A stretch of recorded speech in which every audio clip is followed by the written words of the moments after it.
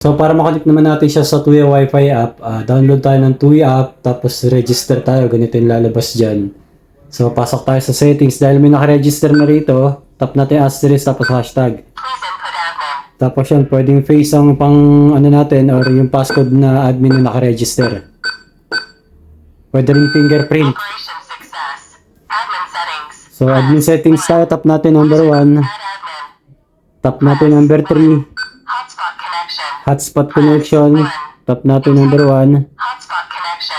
So yan, antayin natin dito. Dapat ang wifi natin nakakonect sa 2.4G yung cellphone. Tapos yung Bluetooth natin dapat naka-turn on.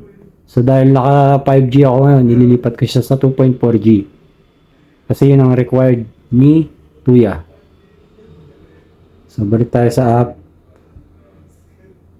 So ayan, lumabas na siya. Ngayon kung hindi man siya lumabas dyan, dito i-add lang natin to. Dahil lumabas naman na siya, add lang natin. Tatap natin dito yung password na wifi sa bahay, tapos next lang natin. Antayin natin siya. So yan, success na siya. Pwede na natin i-edit yung pangalan dito. Tapos done lang natin. Ayan. Ito naman ang wifi niya na pwede nating magawa rito. Pwede natin ditong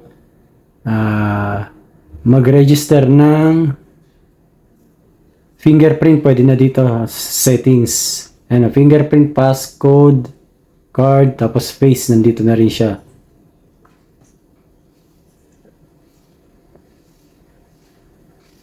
Tapos, temporary password. Pwede rin tayo mag-create ng temporary password. Ayan. Add lang natin. Tapos, 7 digit ang hinihingi niya. So, tap tayo ng 7 digit. Confirm lang natin. Lagyan natin ng name. So, kailangan natin lagyan ng expiration date dahil temporary siya.